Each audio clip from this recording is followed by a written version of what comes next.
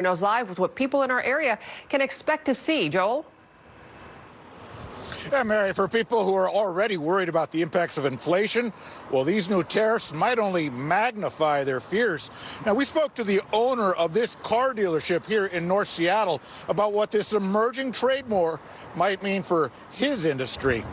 Now, the showroom floors at Seattle Jeep and Seattle Hyundai, they are stocked with new vehicles, but as new shipments of automobiles arrive, the affordability factor comes into question.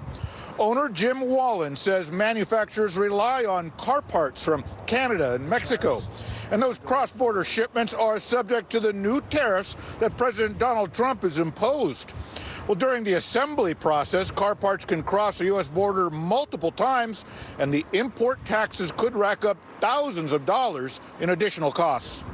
And these tariffs really just muddy the water, and, you know, depending on how long they last and what direction they go, I don't see it not adding to the cost of being able to acquire a vehicle.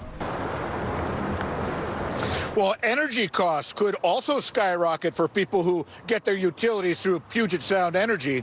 PSE says tariffs will have noticeable impacts because Canada is a major source of the natural gas that they use. Also, new home construction could be impacted if tariffs boost the cost of the lumber that's imported from Canada, much of which is used in framing and flooring, as well as the gypsum from Mexico, which is used to make drywall. Now, as was mentioned at the top of the newscast, the U.S. Commerce Secretary announced that these tariffs on Canada and Mexico could be reevaluated as soon as tomorrow, so this is very much is a developing situation. Mary? Joel, if they do remain in place, any estimate on what that could add up to for households?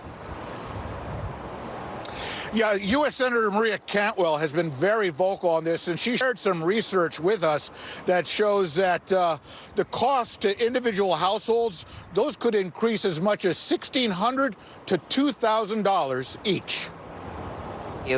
Over 40%